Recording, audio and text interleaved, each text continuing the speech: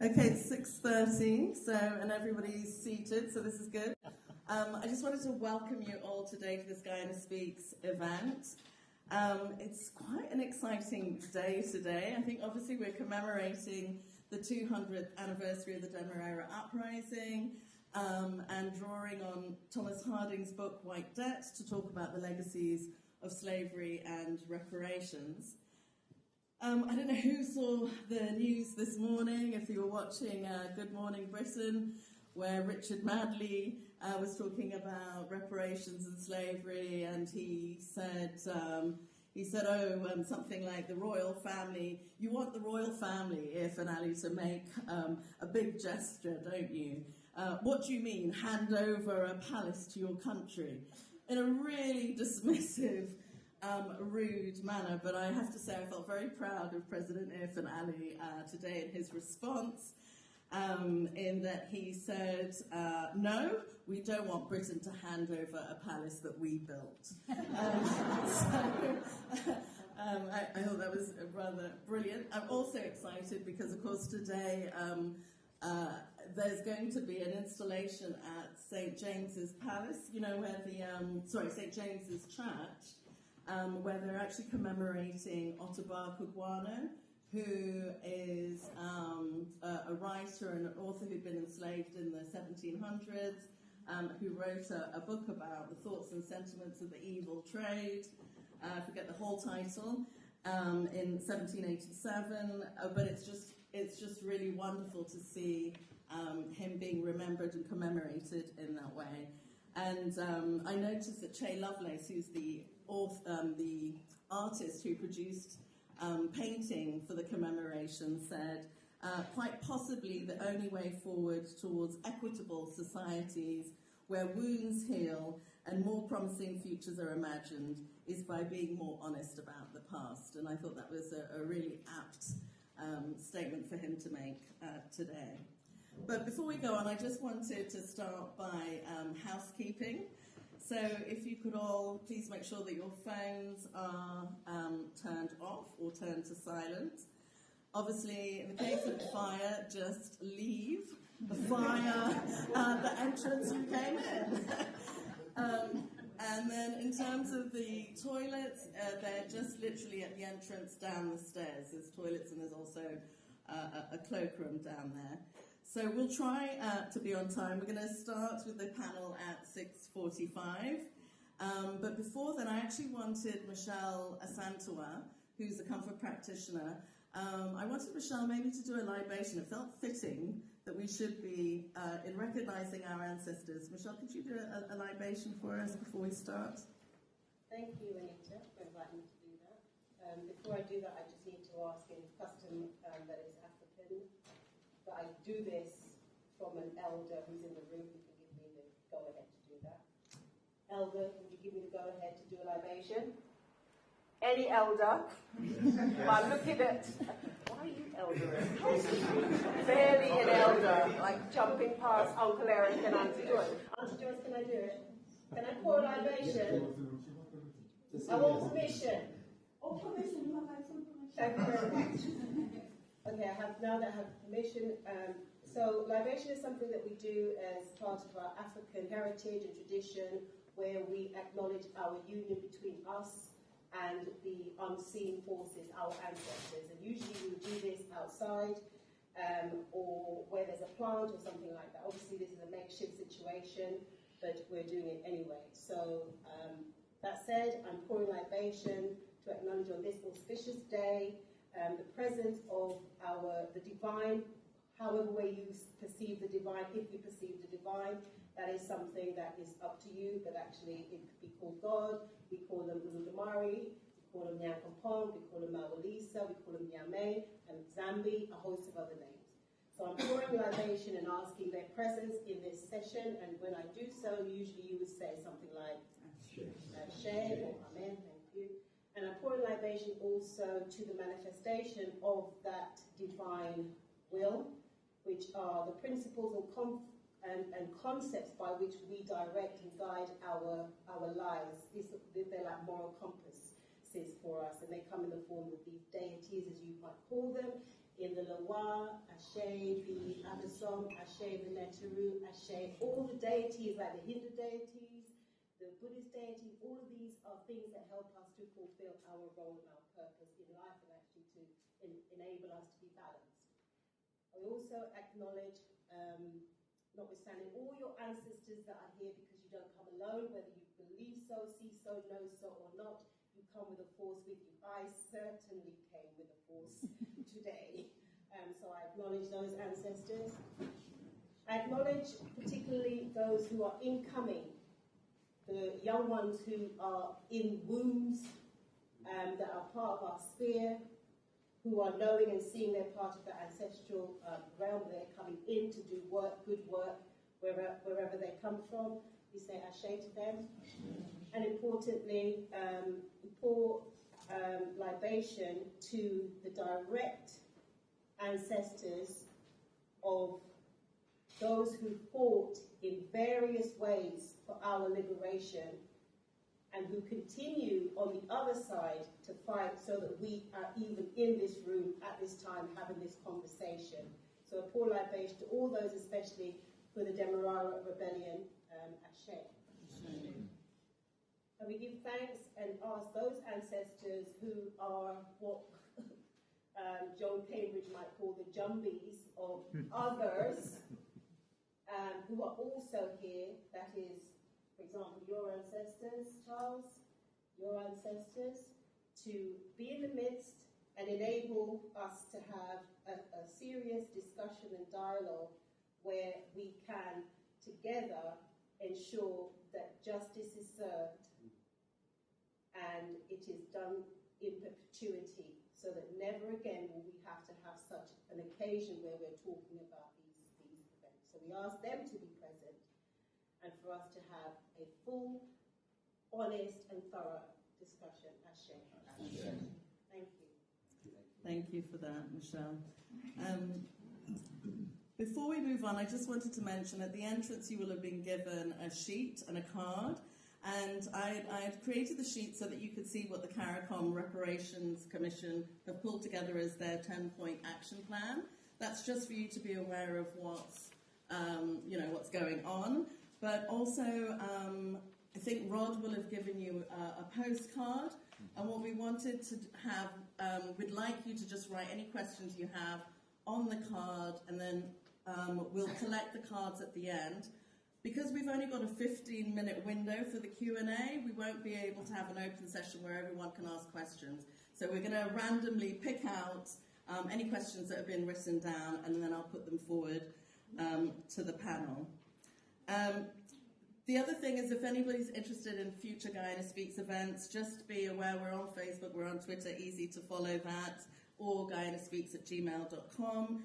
And just as a follow-on to this event, to say that we're also doing a Guyana Speaks on Sunday, which is at 3 o'clock, which is going to be looking at archaeology and art, and in particular, well, we know at the moment there's 10,000 items from the Caribbean that are held in the British Museum, for example. So we're discussing, we've got an academic who's going to be talking about the items that actually are from Guyana specifically.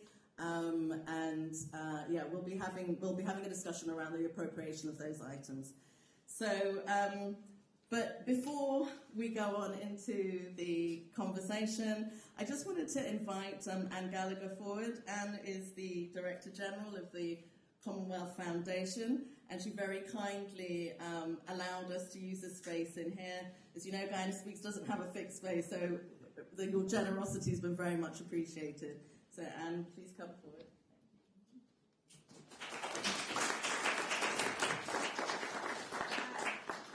Thank you so much, and really a very warm welcome to everyone who is here. The Foundation is just so honoured to be able to do this, to be able to just give a little bit to this event, and we've been so excited, and I really thank the great team at the Foundation who've done so much work to help pull this together. And we are, we're part of the Commonwealth, but we're the part of the Commonwealth that has been mandated by the member states to advance the needs and the wishes of Commonwealth civil society, the 2.5 billion citizens that make up the Commonwealth. And I think that's where we see our mandate. Our mandate is to give voice to the Commonwealth, to make the Commonwealth something much more than a club of governments, but really an organisation of people. And we take that mandate really seriously. Now, as well as welcoming you all, I just want to really give a special acknowledgement to Rod Westmaas from Guyana SPEAKS and our wonderful panellists, and of course our guest of honour, His Excellency Dr. Rajendra Singh, the High Commissioner of Guyana. Now, this is not the first collaboration of the Foundation. We were really happy to be able to collaborate with you previously in February 2020 for the event celebrating the 50th anniversary of the Republic. So I'm just hoping this is the beginning or the second of what will be a very long and productive collaboration. And I just want to finish by recognising where we are. We're in Marlborough House, one of the palaces that was given by Queen Elizabeth II to the Commonwealth back in 1948.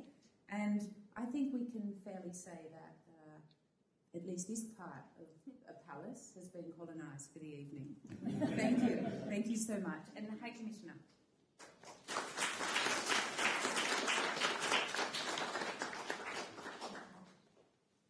Thank you, Anne. Thank you, Juanita.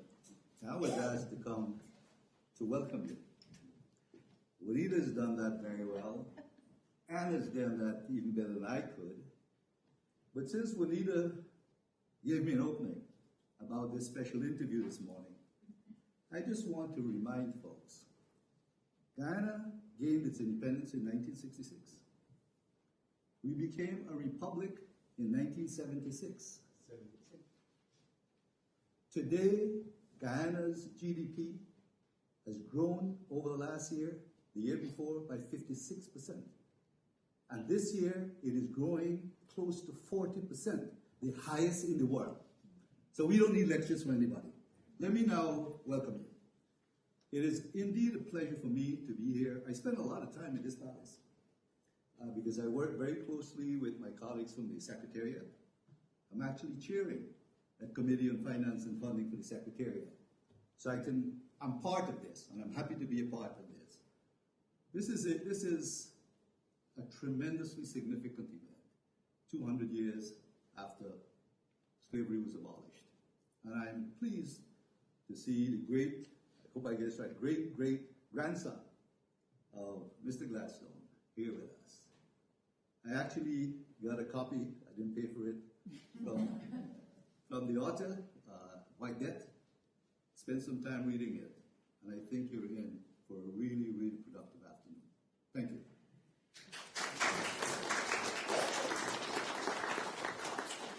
Thank you very much, His Excellency. So let's get into the conversation. I guess we'll start with you, Thomas, since you wrote the book. So I'm just really curious. I mean, obviously, the book is called White Debt, the Demerara Uprising and Britain's Legacy of Slavery. Can you just say to the audience, how you came to find out about the uprising and why it sparked your imagination? Well, good evening, everybody. It's a huge honour to be here. Thank you so much for having me today. My family are German Jewish. My family were from Berlin and had to leave because of the rise of National Socialism in the 1930s. And I've written a few books about that. And so very much our family have considered themselves the victims. And then recently I wrote a book about my mother's family. You can see I'm slightly self-obsessed. And her family may remember the Lions Corner houses, the Lions tea rooms, so that's their family. Before that, though, they had a tobacco company in this country. They were like the Starbucks of tobacco. They had retailers up and down the country. Karl Marx smoked their cigars. Their slogan which probably wouldn't work anymore, was smoke more, pay less. So I was doing some research on my mother's family, and then I was thinking, hang on a second, and I was looking at the dates, and they were operating from the 1840s all the way up to 1901. And putting two and two together, I realized that, well, if you're selling tobacco in the 19th century, before 1865, almost certainly it came from plantations in the United States, and before 1865, those would have been cultivated by enslaved men and women. Well, suddenly the shoe's on the other foot, and my family are now the perpetrators. And that felt very different. And it was a bit of a shock, and I started looking into it, and I was immediately aware of how little I knew. I was embarrassed. I don't know about other people in this room, but when I was at school, we were taught that Britain were the good guys, William Wilberforce, of abolitionist slavery, and so I started looking into the history a bit more, and I knew a little bit about the United States, but almost nothing about Britain's role in slavery. And so I thought I should start looking into that, and I really wanted to tell a story about, from the point of view of enslaved people if possible, and an uprising where agency was at the centre of it. And that took me to this extraordinary story 200 years ago of the uprising in Demerara, now Guyana.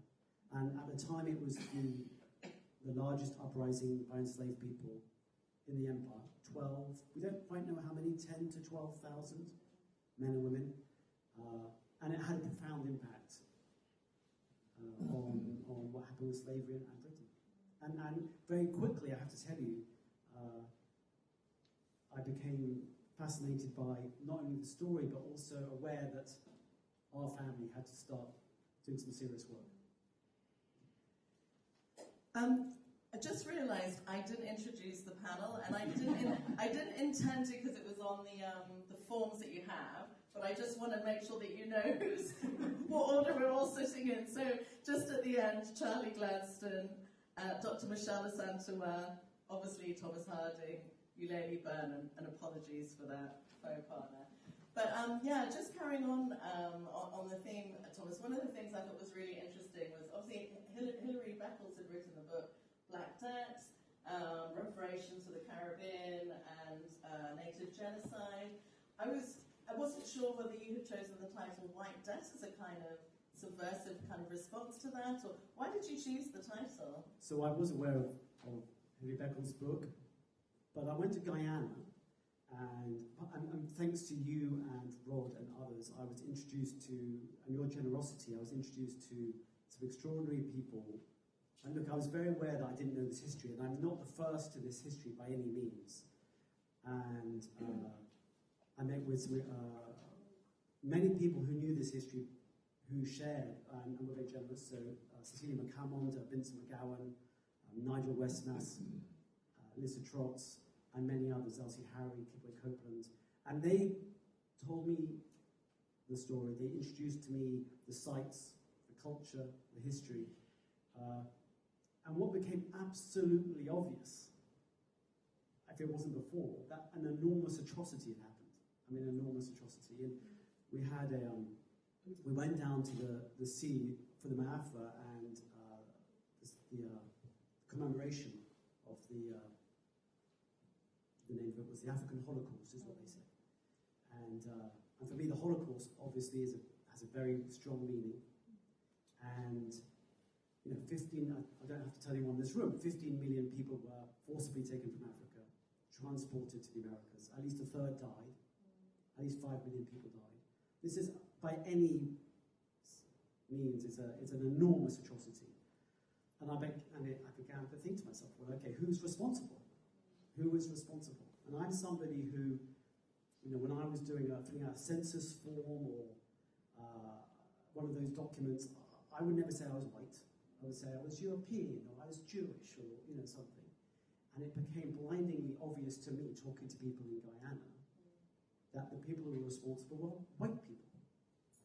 And the overwhelming number of people who were involved with the kidnapping and transport of African people were white. The people who worked on this ship, who ran the plantations, who sold the commodities to Britain, who transported the commodities, who then took them off the ship in Britain, sold them, like my family, as retailers were white. And then, of course, all that money, all that wealth flowed to Britain.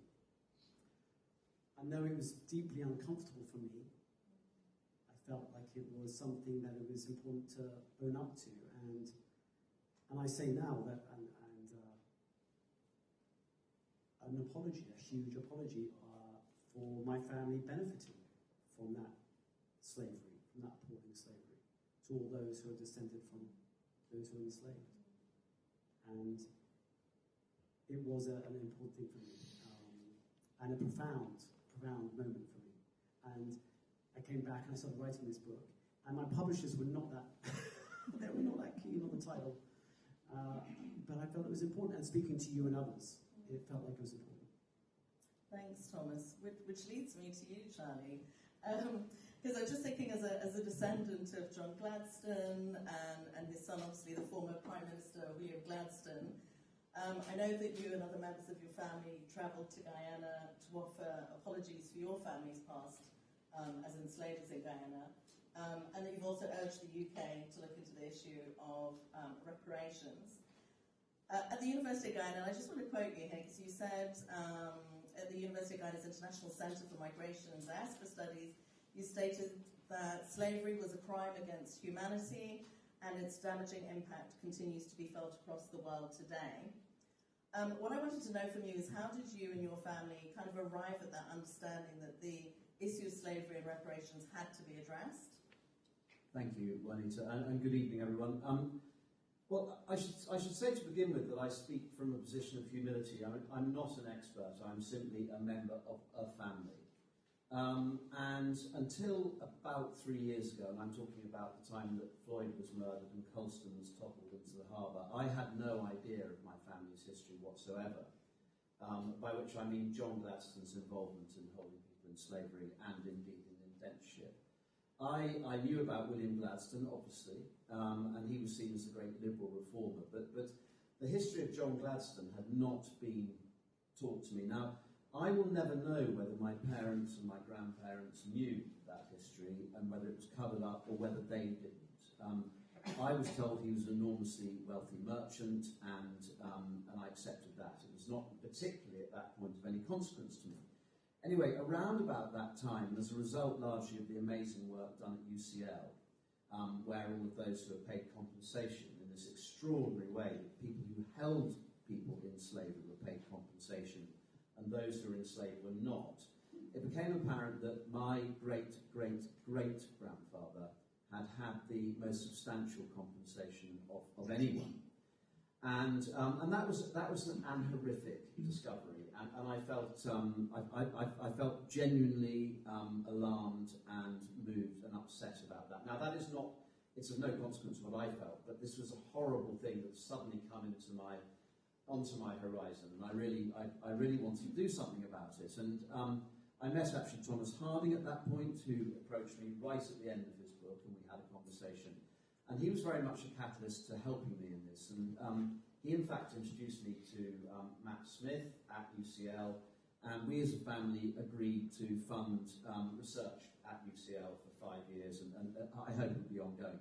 But that didn't really feel like enough. I was coming to terms with something that was deeply hurtful, and I profoundly believe that slavery was a crime against humanity. I don't think that's a debatable point. And I think it is absolutely unequivocal that the impacts of slavery are felt around the world today. I think it's impossible to argue otherwise. So I suppose I was looking for an opportunity to do something more substantive than simply donate a bit of money to research. And by pure good fortune, Alex Renton, the writer, who I knew a bit, and Laura Trevelyan, who many of you will know was, I believe, the first British representative of the family to go to the Caribbean and apologise for her family's role in slavery, got in touch with me and said that they were creating a group called the Heirs of Slavery. And is this going on? Is this too long-winded? Sorry. And I instantly said, yes, that would be marvellous. I'd love to join it. By coincidence, I happened to be in New York on holiday the next week, which is where Laura lives. we had lunch, and we launched the Heirs of Slavery 10 days later. And then, by remarkable coincidence, Laura met Eric Phillips, who I'm sure many of you will know.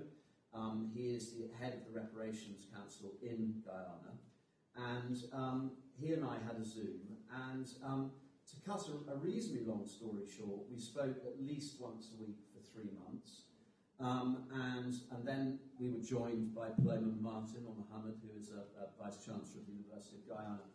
And what it became apparent was that, I didn't know 6 months ago about the 10-point plan, and I think the 10-point plan is fundamentally an unbelievably sensible and non-contentious piece of work.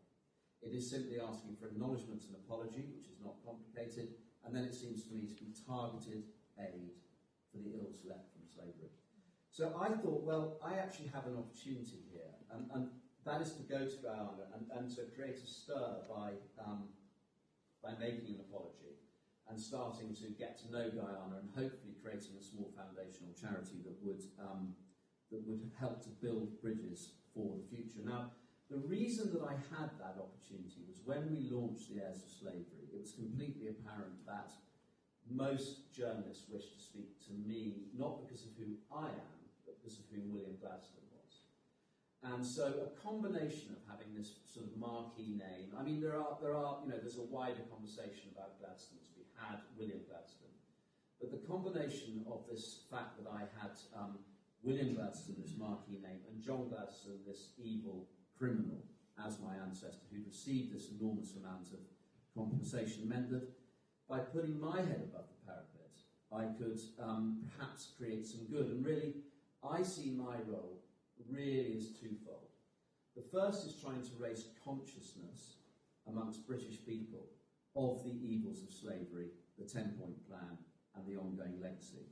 And the second is to try to make it not scary for other descendants of slaveholders, that you can go and do this. So after these endless Zooms and thousands of messages, literally, we went to the University of Guyana, where actually they were opening the centre, the new Centre for the Study of Migration and Diaspora, and we went with very much Eric Phillips's guidance, and we gave an apology almost on the anniversary of the Demerara Uprising, which I should say also started on John Gladstone's plantation. So there are too many coincidences for us to ignore. And in addition to that, we were honoured enough to meet the Prime Minister. We went to Buxton. We went to an extraordinary religious ceremony where the ancestors were asked to accept our apology. We met loads of people. We went on the Reparations TV show. We did about 5 events a day, and we were left profoundly changed by it in a very positive way. And really, I go back to humility.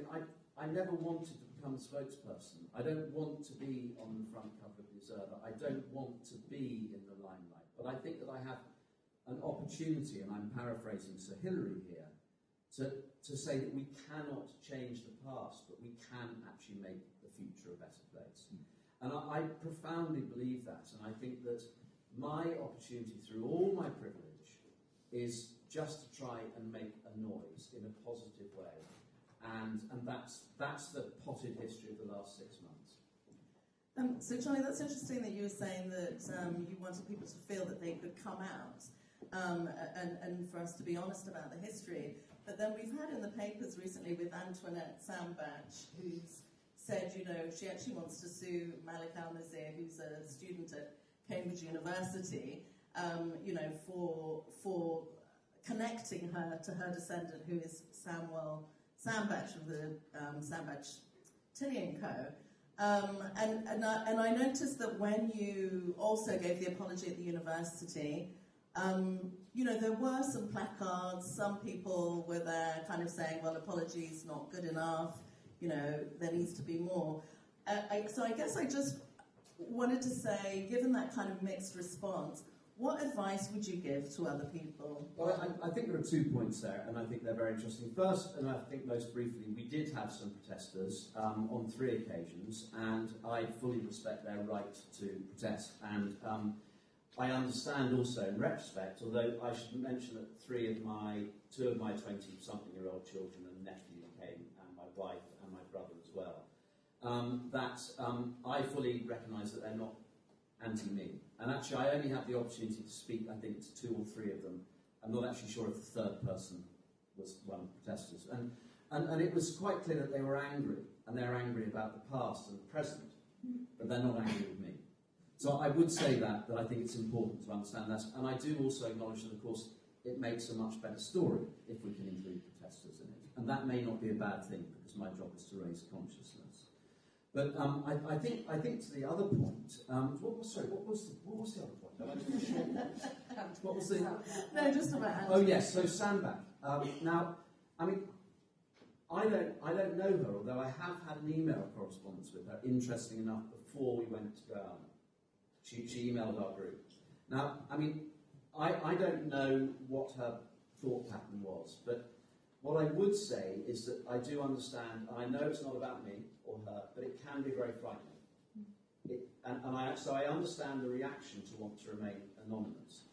I would simply say that actually her privilege and her position allow her to do massive good, and however painful the initial stages are, she could, for her personally, and actually frankly big deal compared to the millions of people that suffered, but that notwithstanding, she should try to turn it into a positive experience for other people. And I can only imagine that she will do that in the long run. I think the trying to sue someone at Cambridge, I mean, I have obviously no experience of that. I've never actually seen any of the letters or anything, but it certainly was the opposite reaction to the one I had, although I think that we have, I do understand why people want to bury their heads, because if you can hide behind many, many other people and make these, in my opinion, entirely spurious arguments about it being a long time ago and nothing to do with us, then go ahead and try to do that.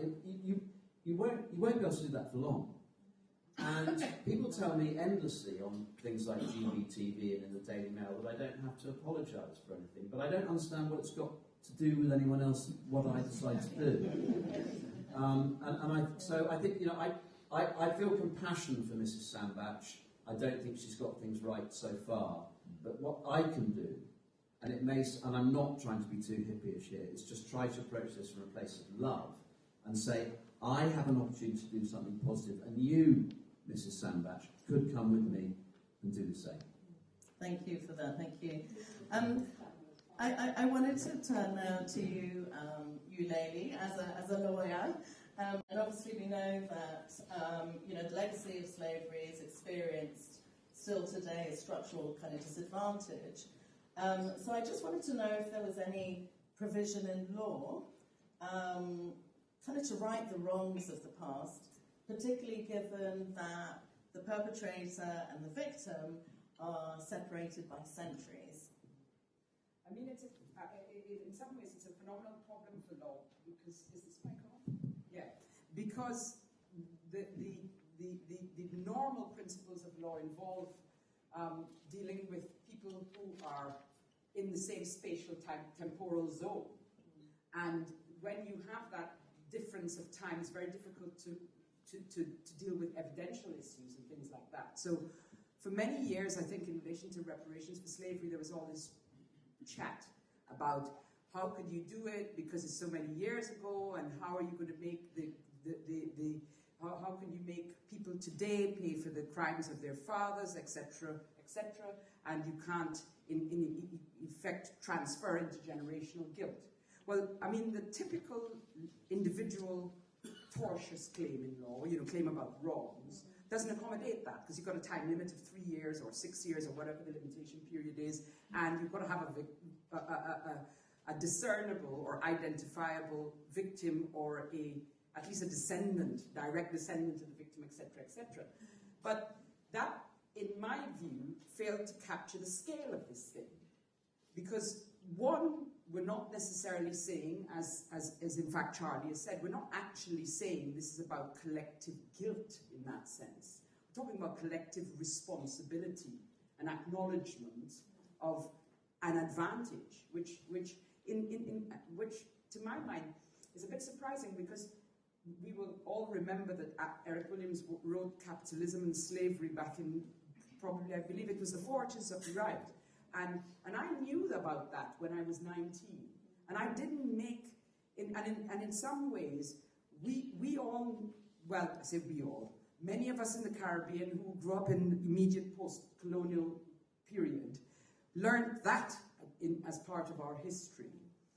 But there was also part of us, I think, or part of me, I look around the room at my friends to see if they agree with me, there was part of us that still didn't believe we could really actually push the issue of reparations, even though we understood the link that had been made between Britain's development and the industrial plantations and slavery.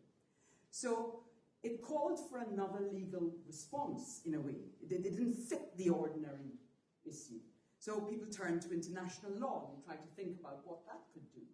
And of course, when I started to think about reparations, which is now about 10 years ago, I realized that international law was fascinating in a sense, because international law was actually the servant of the colonial encounter. So this notion we have, for example, of sovereign states, I mean, I studied 2 law degrees and didn't realize this. This is how well it's hidden. That the idea of sovereign states, most of us in this room probably think, oh, well, that's a European concept because, you know, there's these nation states and we finally get to join them when we become independent after we stop being supplicants. And I thought, well, that's a European concept. And then I realized as I read more that, of course, the whole concept of sovereignty was designed in order to take and wrest the lands from native and indigenous peoples who were in what was then Hispaniola or whatever it is we now know as the Caribbean. Because those peoples, and in a sense it was created so as to do that. It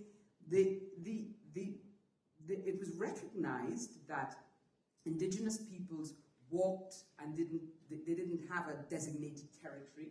They didn't have necessarily an identifiable king or sovereign, or they had many.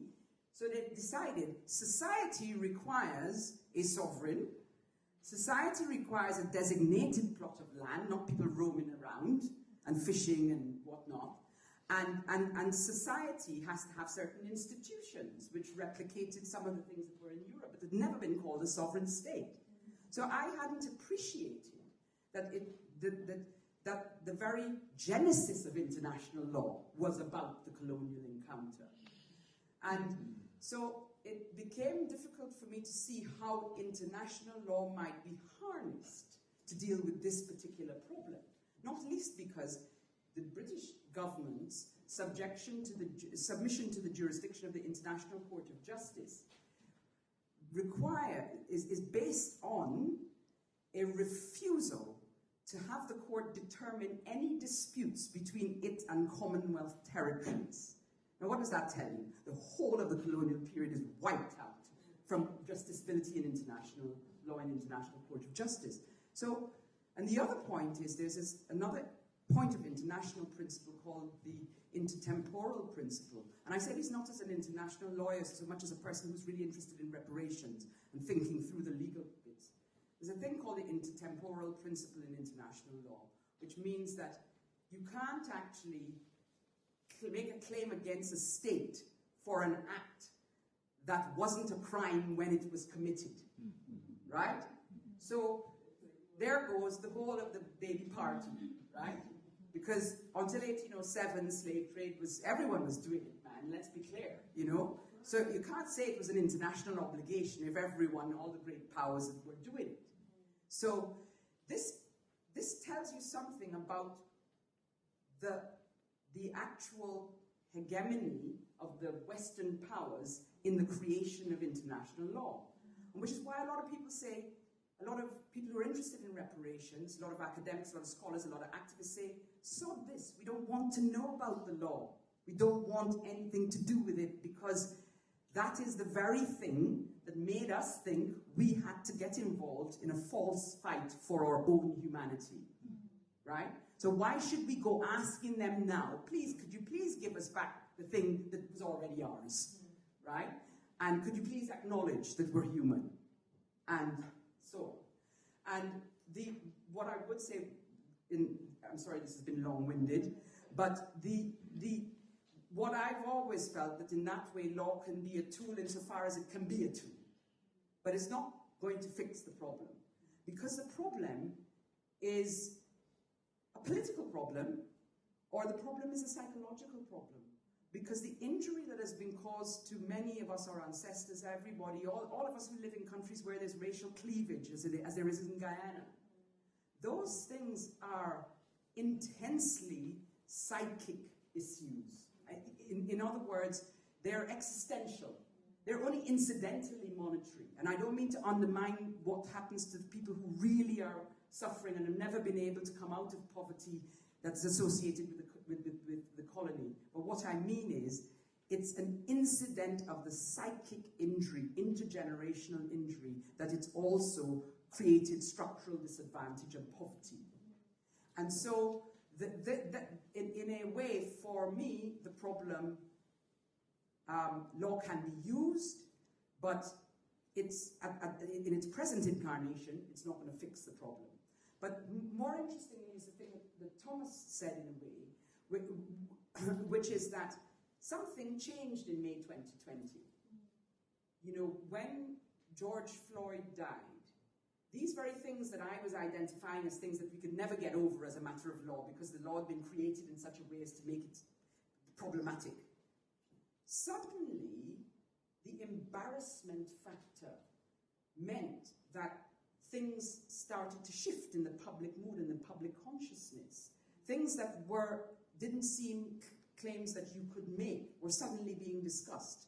And indeed, Charlie is part of that, and Thomas is part of that what emerged as a sort of development of consciousness. And so now, for example, I would think that historically what's been said about slavery was, oh, well, it was a long time ago, as a matter of law, it's a long time ago. And furthermore, black people weren't human then anyway, they were chattels, so they were property, so you can't really make the claim that, you know, it's fine, they were property. Now, one of the things I realized after May 2020 was that it would be very, very difficult for a British head of state, or indeed the king, to say, actually, you know why you can't bring this legal claim? Because it's in relation to property. It's in relation to chattel. And so that's what changed. That signature grotesque event changed something in the public mood about this. And I think that now, one of the things that people I am associated with who are working on reparations issues and cases are thinking about is there's a kind of very arcane provision which allows you to apply to the king to petition the king, actually, on the Section 4 of the Judicature, I never could pronounce this right, Act 1833, which basically is asking the king, in the kind of arcane system that we have, asking the king to ask the Privy Council for advice on a matter that may be legal or constitutional, but may not be justiciable in a court of law. So some of the things that we're working on is to try and use that route to get to the king and see if the king's going to say, maybe the king will hear me in here, I don't know, to see how the king deals with that petition, to say, actually, this is something that may not be justiciable legally in international law, but you can do something about it because you have the power to ask the Privy Council to advise you on this issue. And what we know is that there were no positive law in England, no positive law actually authorizing slavery. There were slave codes in Jamaica and in all of the countries from which many of us here come. There were slave codes, but there was no positive law here. So in a sense, it's a breach of the English common law. So we're interested in what's going to happen out of that. But as I say, even that, in a funny kind of way, emerged as a consequence of what happened in May 2020 in terms of our own thinking about those things. Thank you. Yeah, so that's interesting. Sounds like we're all on we've been on quite a journey since George Floyd.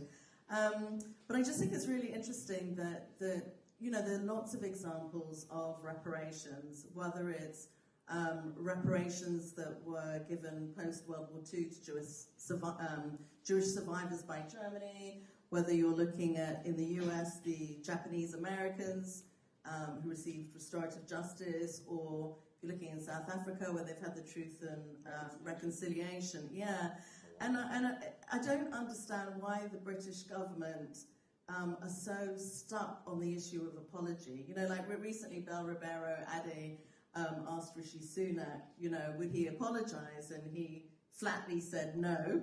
Well, if anybody was going to apologise, it would be Rishi Sunak. Okay. So, well, yeah, so maybe you want to speak to that. Yeah. No, I mean, I think that I'll try and do this quickly.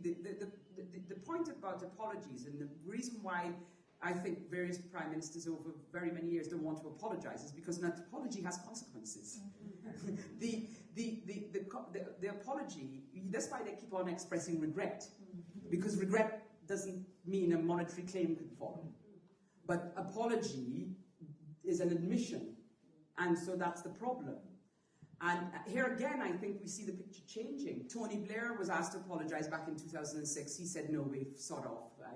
He didn't say that. But he said, no, that he's not doing that. David Cameron went down to Jamaica in 2015 and said, oh, you know, it's terribly bad what happened in slavery. Let's build some prisons. And not even making the connection between the carceral state and what has happened to black people, and not just black people, brown people, non-white people, in the context of the colonial regime. So that's what you got, this sense that is unconnected with any notion of structural disadvantage or repair.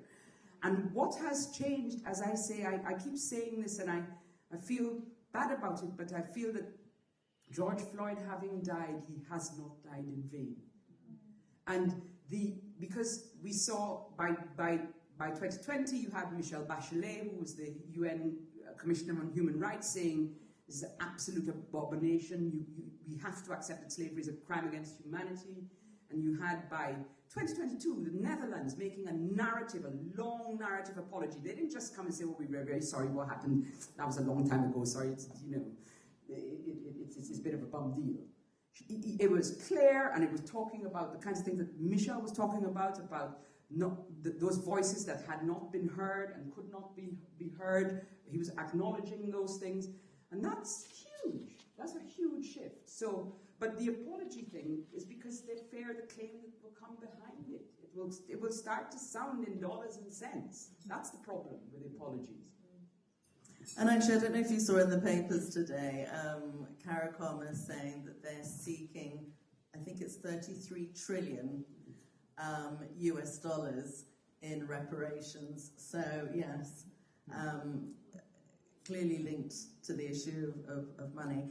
But Michelle, I just wanted to come to you. Obviously, one of the most kind of pernicious legacies of slavery is racism, and the dismissal, particularly at the height of the Victorian period, of African culture and African ways of living, and they're being constructed as kind of inferior, as primitive, as backward.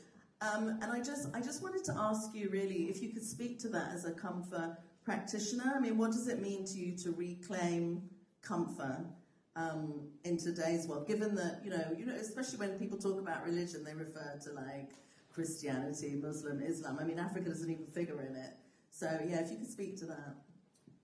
Yeah, thanks, Juanita. Can everyone hear me all right? Yeah, I think it sounds clear.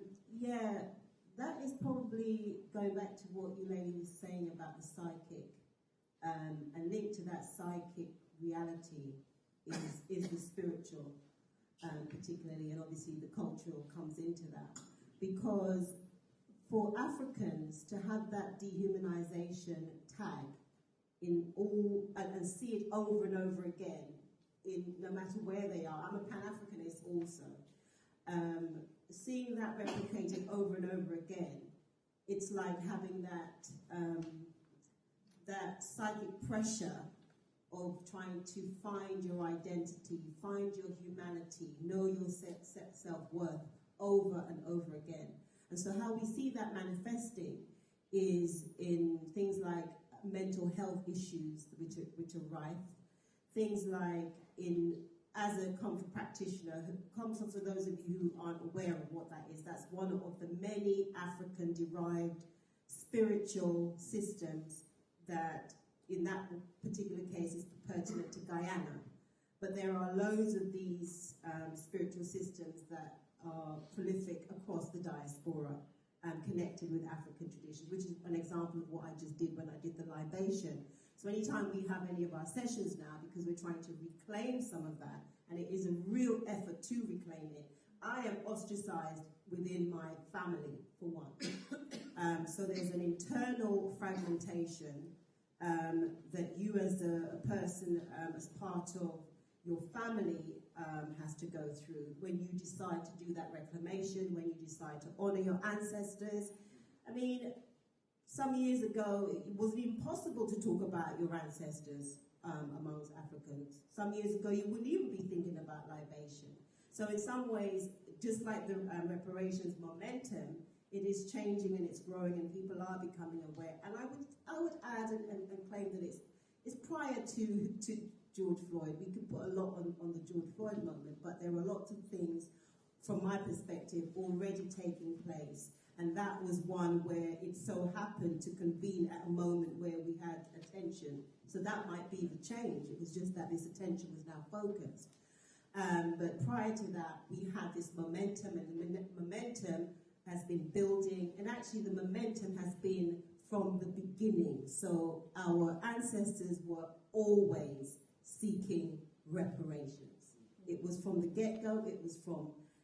That was why we're here. That was why the rebellion happened. That was part of it. How far do we extend what reparations mean? So it's really difficult sometimes to be in these settings where I know the voices of those who would choose, if they could, to practice their traditions. I mean, I speak to a lot of my young cousins and nephews and what have you, who, equally like how you might not have been aware of yourself, they're also not aware of themselves. They're not aware of their history because of that fracture. And that fracture will carry through in their gait, in their position, in the way they carry themselves. It will carry through economically, so the psychological and spiritual fragmentation that they have to live with on a daily basis, wherever they are, seeing themselves in a George Floyd-ish moment. Every African, that's them, that they're seeing themselves over and over again in this dehumanizing form. And that's part of that legacy that we've inherited, and that posture. I mean, going back to the protesters that you were talking about, Charlie, in Guyana, yeah, they might have been scattered here and there, but you can't see those that are not out there protesting and how they feel, and how they don't have the chance to meet you to deal with their particular shame and their particular awareness. A lot of them wouldn't even have known that this thing happened. That's the other thing. So we're also having to come to terms with our lack of self-worth, our lack of identity, and we don't have the privilege of feeling ashamed and knowing what we can do about it. So this is all part of that psychological and spiritual issue that we're having to deal with, and certainly the fracture that you see in Guyana, or the divisiveness that you have going on there between the dominant groups, so-called the East Indians and the Africans. We can talk about that after, but certainly the Africans have less connection with their heritage than, let's say, the East Indian. So that's why, for an African, it's about being a Christian in one context. It's about negating all those things that are to do with Africa, in fact. Guyanese Africans, or black people, have very little connection with their African heritage. They're Christians, they're Muslims, they're whatever, they don't believe in anything or whatever. That's the religious part, but actually the history as well. There's a disconnect with that history, and that needs to be resolved as well. And it's reminding me of things like kwekwe. I mean, I remember when I go to Guyana, a lot of the time people look down on the practice of kwekwe, and it's kind of a hidden away practice, and these are things that need to sort of come out more. But I think the other thing I wanted to ask you, Michelle, is maybe if you could speak to the issue of divide and rule as something that was a legacy of slavery. And I noticed Vereen Shepherd recently spoke about the need to include indentureship as part of this story of reparations. And I wondered if you think reparations might be able to, or if there was a way of using reparations to heal the kind of divide between the Indo and the Afro-Caribbean communities. Okay, thanks. That's a huge question, obviously, and it's a huge question. And there's this part of me, like that's the real part of me. That's if I'm somewhere in Guyana, and I'm whether I'm in Buxton or I'm in Ithaca or wherever, and I'm speaking to the people there, and I put that to them, and the answer would be hell no. Like I can't see how that could really happen, because they would perceive the difference. They would perceive the difference in our realities at that point, especially as they stand now. So they'll be like, that's when maybe the history will they'll be suddenly awakened to the reality of their difference. But then, of course, I'm a humanist as well. I'm a humanist, I'm an optimist. I would like to think that in there somewhere we have opportunities to reconcile our differences. That would be a harmonious Guyana. That would be a balanced world if reparations could do that. I think the Indo-Guyanese, bearing in mind, as I said, the Africans were fighting for this reparations for a long time. So I would be thinking about my ancestors from that angle. The Indo-Guyanese have a different experience, and I think it's fair enough for them to equally go and seek out whatever means they need to. But I'm a bit uncomfortable and unsure about lumping that fight in this one bag without ironing out those peculiar and specific different periods. Where going back to what I said about the fact that when I studied at university and I was asked by Professor Clem Cicheran to do, he gave us the example of his autobiography, and then he asked me, or us in the class, to do our autobiography as well. And I remember feeling really like gutted that whilst he had these detailed information about his great-great-greats that he could go back to, trace whatever details in India, I stumbled upon like a hole. So it meant, so I was having to deal with that hole, that black hole. I was having to deal with my name. At the time, my name was not Asantwa. My name was, my birth name was Gordon. And it went through these metamorphoses. So an Indo-Guyanese, as brutal as that indentureship system was, it's a peculiar and specific historical reality that I feel needs to be given accommodation.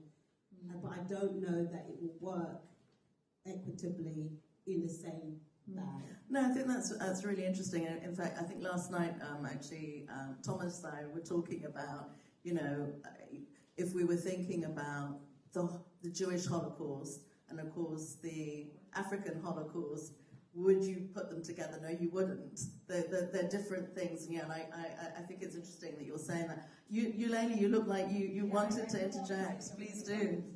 Right. Yeah.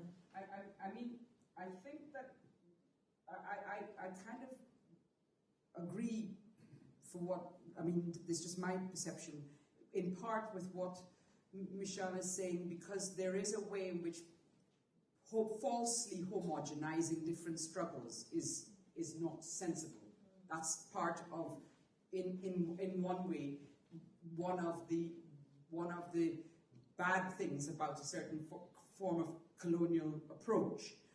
But I think once one recognizes that there are distinct and different experiences which are historicized in a particular way, the word reparations is big enough to me, capacious enough to hold within it the struggles of all these different groups who have suffered. Now, that does not mean I'm undermining what Michelle quite rightly says, I think, about how long the people of African descent have been struggling for this. And, you know, it goes back to the 20s, and but you know better than I do, Michelle, about how far it goes back. But we're talking, to my mind, what's important here is the concept of repair.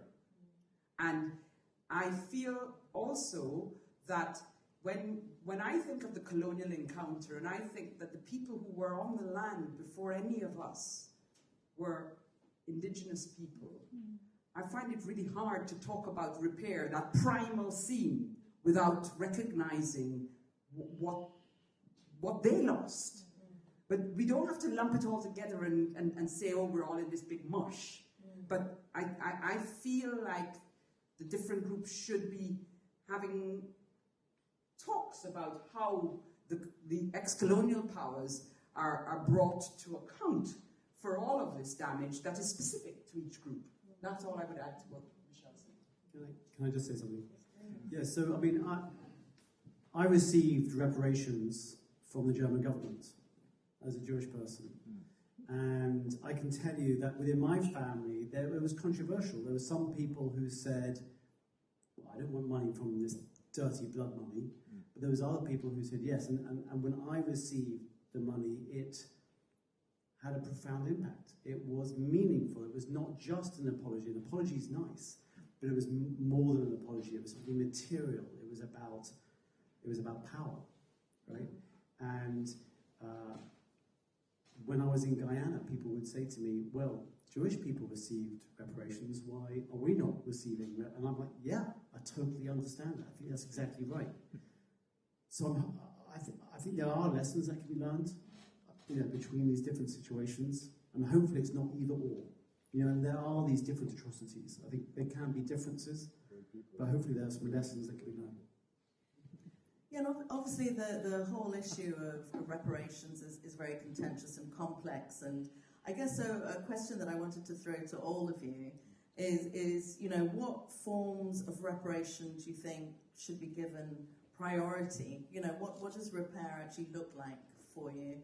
Maybe, I don't know, Michelle, can I come to you? Yeah, okay, that's a good question. Priority, that's a difficult one. But again, for me, it goes back to, yeah, I'm aware, and I was wondering whether that model of the 100,000 was a thing. I didn't realise that for the university version, you were doing it for 5 years. This is the UCL, which we can talk about UCL and its atrocities another time. But I also wondered whether the version that you gave to Guyana, say, how long, I'm not talking about you personally, obviously, like, how long that would last, if that was like endurant, you know, like, or is it, if that's just for that moment. Yeah, I mean, if we're talking about individual family reparations, we're actually trying to establish a charity here. It's entirely rightly a long-winded process through the Charities Commission, but our aim would be to try and establish a charity, really primarily because it's then entirely transparent. And actually the amounts that were reported in the mother source in The Guardian, we will be able to raise quite a lot more than that, I think. The charity is transparent, so no one needs to ask how much is available. They can just look online, which is helpful. But also, of course, we have fundraising opportunities there. But really, where that money ends up going, we need to decide with the help of people on the ground. And I think it's really important that I mean, I could not possibly comment on reparations. I mean, I've had a 6-month, 8-month really steep learning curve, and I've heard so much wisdom spoken tonight, and I've heard so much when I was in Guyana. But I think that from our point of view, we're simply trying to do an ongoing thing, and it will be a combination of community and education. But really, that's not the same as you know, government reparations. And I think for me, all I would say is that the 10-point plan seems very good sense, and to be very good sense, I think I said, and I don't know how one could put one bit of that above the other. But if you recognise and acknowledge, which I clearly do, we all do, the ills are still there, then there are many, many things we could do. But I mean, I think it's really important to say that we are giving money. It's more than £100,000. It'll be transparent, but I don't think, I think that we're just showing that it can be done in a positive way, and I think in many ways, whilst the money is important and we can make good, I see that as being a way that future generations of my family can connect with Guyana, and indeed I hope Jamaica, rather than just, me. And that's certainly not drop some money and go out and then don't come back again. Okay, yeah, thank you for that. Because for me, when you talk about priority, it goes back to what I was saying before about that the psychological issues that Africans are, entrenched in.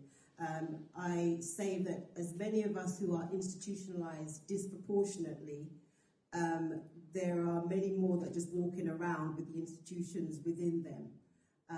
And so for me, opportunities where we can find spaces and places to deal with that, our mental well-being, and come out, immerse out of that with our consciousness intact, so that we can even meet in these situations and talk openly and honestly.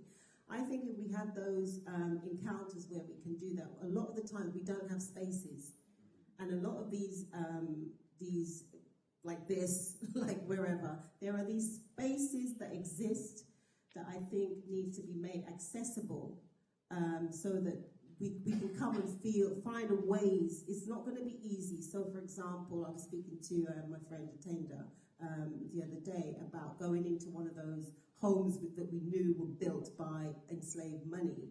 How would we feel in terms of going there for our own sense of well-being? Well, actually, I feel all right, because technically it wasn't going on there necessarily, but it's about the grounds, the land, being able to connect with spaces and be away and clear our heads. A lot of our heads are just tampered with, and we're just, to me, that fracture, that disconnect from feeling whole, which when a European who has, whether they have privilege, actually some Europeans will have privilege just on the sheer fact that they're white, whether they're working class, white or whatever, they just can walk into spaces and feel confident. Well, Africans are quite timid still about going into spaces and places. So I think we need to tackle from a position of empowerment where those people are needing spaces of reconstitution. How do those spaces need to be accessible for us forevermore, so that we have access definitely to them. That's one of my things that I would do, one of many. I just wanted to pick up actually just quickly on what you were saying about spaces as well, because what I find interesting is really it's the most vulnerable that need the reparations, but the most vulnerable are the ones who are very rarely in the room. When I was thinking of the University of Guyana, it's a certain class of people who are in the room, and they are not really the people on the whole who would need the reparations so much as the people who are always outside the room. And I think that's one of the things I find really troublesome about the conversation sometimes is how will we know what is actually needed in any case if we're not speaking directly to the people who are the most vulnerable. Which is why I think it's good what Charlie actually said about the need to mesh the community with education. So that would be really good, because for me, when I look at you all, to be honest with you, I can't even tell you what I think. I just think you're all lovely people. I'll just say that.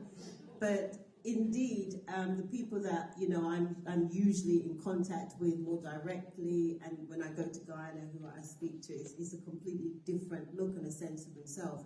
That's not to say, however, that when we talk about reparations, that these people in this room do not need that repairing themselves, because they're walking into spaces in a sense of themselves which could be the very thing that they do need to repair, the way they are perceiving those so-called others, or those when they're walking around. How are you interacting with the man on the street?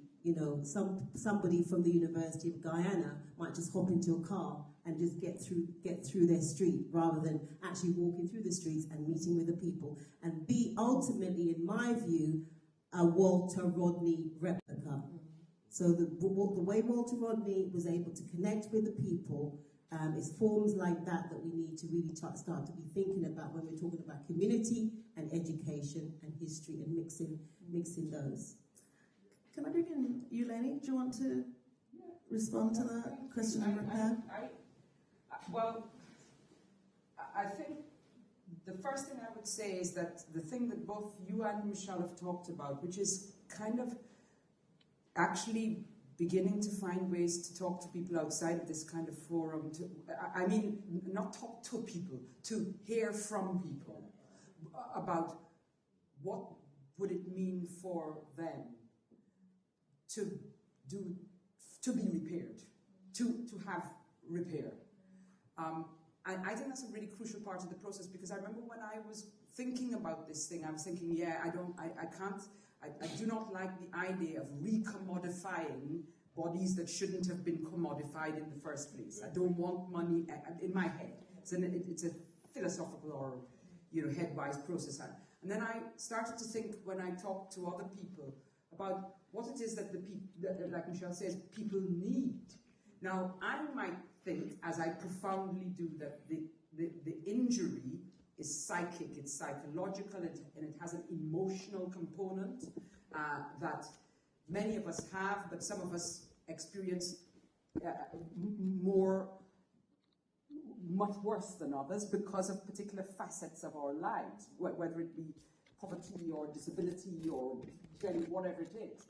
But the thing that I have come to is that I don't know what reparations should look like exactly, but I know that there is a debt that is owed. And I know that there has to be a series of conversations about what that means. What I know, I feel strongly that other people will tell me, sort of, as I said earlier, that I know that I don't feel that it should be about individual compensation.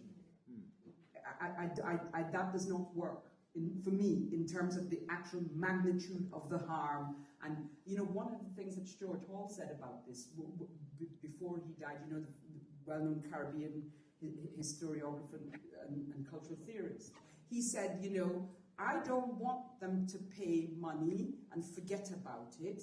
I want us all to live with it. And that's what repair means to me, for us to relate to each other without the things that we experience in everyday encounters amongst people of different races, which is a certain kind of guilt, a certain kind of sidestepping, a certain kind of, not acknowledging, and an interaction which is essentially fake because these histories are not being told. That's what repair means to me. The telling of a history which allows people to connect in a way that isn't mediated by falsehood, basically. That's what it is. Thank you. We're coming close to 1:45, so it's soon time for the questions. If anybody has got any questions and they've written them down, please give them to Karen Alexander, who's going to be passing by with a box in a minute. Has anybody got any questions they want to give to Karen Alexander? There's one over here at the back. Oh, there's quite a few questions. So while Karen is collecting questions, I wanted to ask the panel another question, if I may, while I'm waiting. It's a question that I've been thinking about. Many of you will know I work on the Windrush Scandal, doing research into that. And one of the things that has struck me as being completely unworkable is the fact that the Home Office were the perpetrators that created the Windrush Scandal, but they're also the same people who are compensating people for the scandal. And I wondered what lesson there is to be learned about that in terms of reparations. You know, who is the person that will oversee how the money gets divvied up? I mean, you know, it becomes a very complicated issue. I don't know if anybody wants to respond to that. All the faces are looking like not going there. I mean, look, I'm at the risk of repeating myself. You know, the experience of the reparations for Jews, which is not the same, but maybe there's some things to look at here, is there's no way that Germany would have decided how that money would be spent. You know, it was the Jewish communities who received the money and then they decided. So it'd be unconscionable to have the idea that, in my mind, that it would be if Britain or other governments are the ones giving the money, that they would be the ones who choose how the money is spent. That doesn't make any sense to me. Right. If that's what you're saying. Yeah, no, that is what I'm saying. But I was just wondering how that would then work for, say, like with heirs of slavery. I mean, I've seen on the website you can apply to heirs of slavery for funding or assistance. No? Is that incorrect? No, heirs of slavery is not a fund-giving okay. body at all. No. I mean, all you can do, which I believe 130-something families have done, is actually contact us saying that you would like to join the discussion. Right. And we are really just an organisation that I suppose are allies and advocates of reparations and apology and conscious raisers. But we're not. I mean, indeed, you know, we're. I think if we got into funding, that would be a completely different organisation. And as Thomas says, I don't think we should put ourselves at the centre of that anyway. No, thank you. It would be really interesting, though, that I thought you said you could sort of enable funding. You could, you know, with your name, you could enable it, not for you, but the charity that you set up. Oh, yes. Yeah, that could then get funding. I was just thinking about Africans contributing to that charity, which would be a real. Yeah, well, that would be the hope, I think. But this is different to the heirs of slavery group. That anyone who wished, anyone who wished. What I'm saying is that it would be really weird that lands on an African's where, you know, feed or whatever, and they go, yeah, I'm going to give some money to that charity that is for myself. Do you know what I mean? Like when you see some of those charities about, you know, water deprivation in Africa, or when it's like whichever situation, like Haiti, for example, and a lot of Africans contribute to that. It's just, for me, it's like we could be targeted in the end to pay for our own repair. In the same way that we pay the taxes towards the taxes for this. Of course, exactly. That's a whole other argument that is not taken into consideration. Another one that I think it's been put in there because I believe that the AU, the African Union, is now involved with the whole reparations discussion. But one of the things that I also think should be considered is we're talking about reparations in terms of the Caribbean. But certainly, and then some might argue that, well, if it's Africa, some Africans sold themselves into slavery and so forth. You'd have that argument. However, I know that my lineage, even though there's this great big hole, goes back to some point in Africa.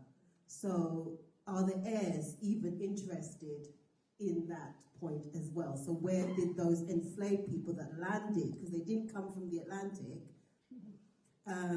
where did they come from?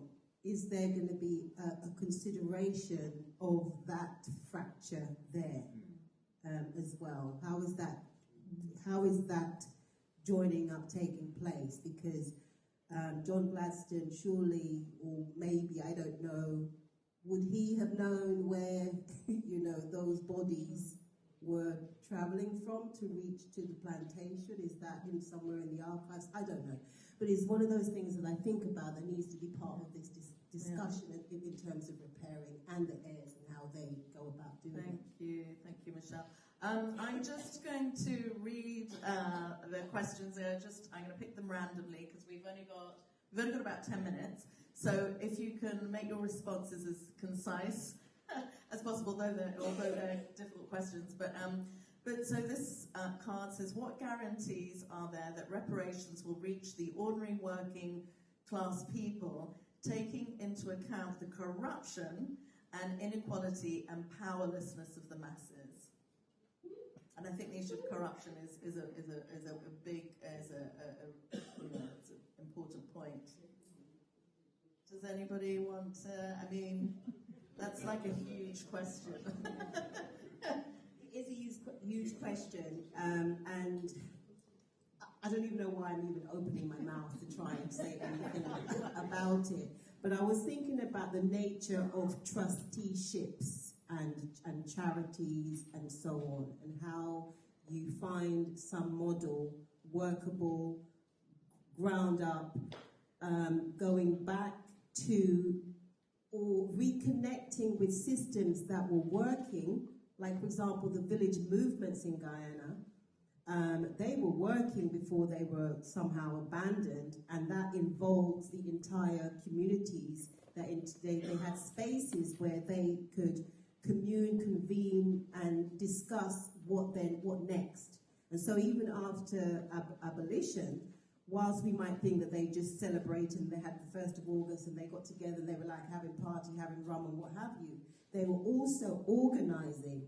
They were organising about what to do going forward, what to do with the lands, how to react. Women were involved in those discussions. So there is a model that we can perhaps, maybe we need to go back into some of those annals and speak to some of the elders. How would we have done things? Go back into whatever system, where it might even be on the continent of Africa, whatever process that we used to decide on what happens is what we should do, knowing full well of that nature of corruption. Because when you have those communal, collective, social institutions, it left, I mean, yes, it left little wiggle room for corruption, although corruption is one of those things that's really impossible to, deny in any society. Just quickly, I think in one way, it's, as Michelle says, it's impossible to avoid entirely that whole issue of corruption, partly because the way the reparations discussions are going at the moment is operating on the level of one country, so far as we, not just the individual fights that African peoples have done, but the current debate is about countries that have been colonized acting on behalf of the peoples of their countries to get the former colonizers to pay reparations or to do something in lieu of reparations. And I think once it's done that way, you have the normal, I say normal, it shouldn't be normal, but you have the usual issues you have about distribution. But I suppose what I would say on that score is the kind of people, the organizations that you're talking about, I mean community groups and so on, in a way, I would imagine that what would help is for those kinds of groups, all the community groups, to organize in the individual nation states, if it's going this way, to actually make their governments distributed in a way that gives them some autonomy about how they use the resources like that. Because at the moment, there doesn't seem to be much opportunity for individuals to approach, say, for example, the United Kingdom as a state. It's coming by that means. But so it's about the action of activist groups in the individual nation states. At least that's the way I see it at the moment. So I have another card. This isn't a question, it's a statement, and I think it's a response to Vereen Shepherd saying that reparations should extend to the Indo-Guyanese community, the Indo-Caribbean community. And the card basically says reparations cannot be an umbrella term. It basically says Indo-Guyanese were not chattel. They kept their names, religion, I'm not sure what the other word is, maybe culture. They changed their names by choice. They had a contract, that ended either in a piece of land or, whereas African survivors had no such treatment, no compensation, no apprenticeship, nothing. So yeah, there's a big difference in terms of the historical experiences that somebody wants to share. I need another question. Sorry, another card.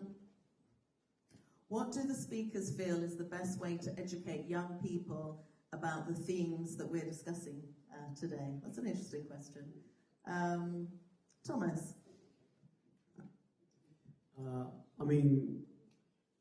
When I was in Guyana, I was speaking to a lot of people, and there was an enormous amount of effort being done in terms of education and whether it be young people or elsewhere. The question about how do you talk about dark histories, difficult histories, violent histories for the very young, I think is interesting, whether it's about slavery or other atrocities.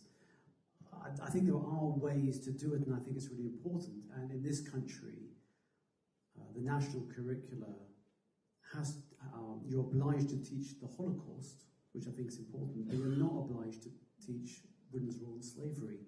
And I think that's just ridiculous. That's an absurdity right there. So, at the very least, there needs to be the teaching of of Britain's role in slavery, what happened with slavery in the national curricula in this country.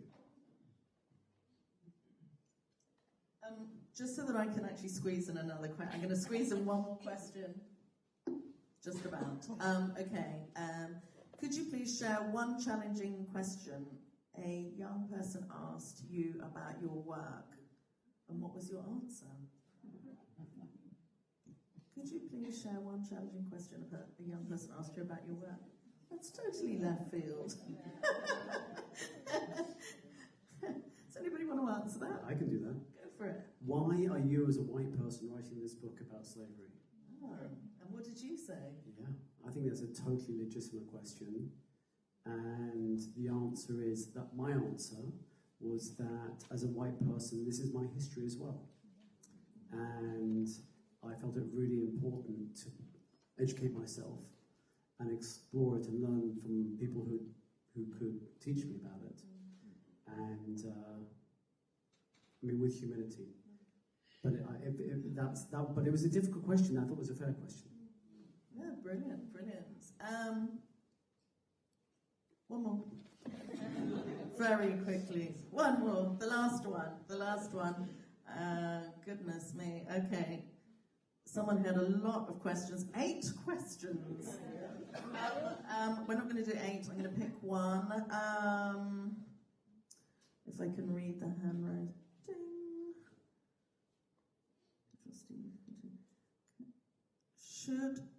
Should the Truth and Reconciliation of South Africa's Desmond Tutu be used as a model for, I think this is part of reparations, for the sins of slavery? I actually really like the idea of truth and reconciliation, but what do you think, Michelle? Doesn't look like you agree. No.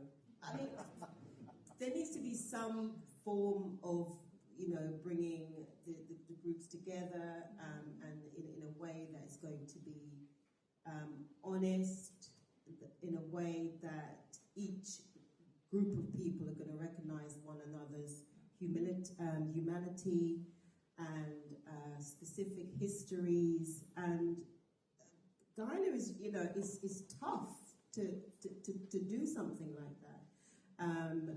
And there's not really too much will on most people's part to have that discussion. I find it really difficult sometimes when you're reading the things like about, for example, the Amerindian trackers. This is my personal, I have to get my head, work out, the role that Amerindians played in that, even though a lot of people look what they did to the indigenous were wiped out. Yeah, that's true. But a lot of the indigenous people also had a peculiar relationship with those people that were doing the wiping out as well. So, there are things now in the constitution or in the law or in the culture that recognizes them, even though they don't have much political sway. In terms of a truth and reconciliation, I think the idea of it is charming. the theory, the practice, the reality of it. Desmond Tutu, I didn't trust Desmond Tutu, quite frankly.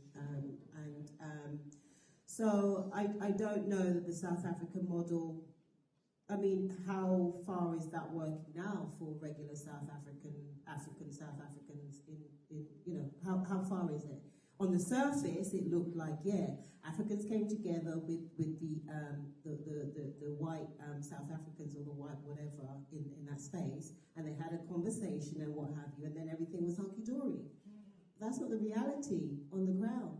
So we need to find models that fit the specific situation, and it's not quite the same for Guyana. I am going to bring the session to a close. It's 8 o'clock. So, firstly, thank you so much for agreeing to be on the panel. Can everyone please put your hands together?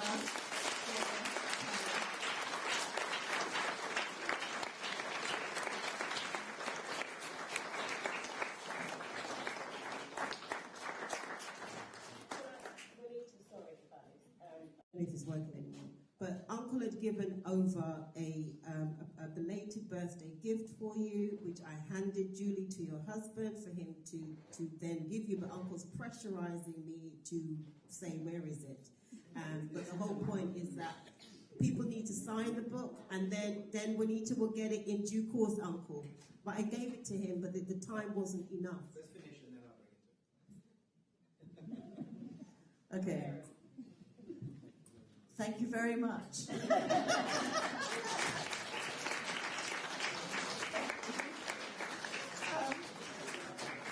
We're going to have wine and cheese next door. Feel free to ask any questions, talk to each other, please do. And of course, there are books being sold. Thomas is happy to sign the books and so forth. So, thank you.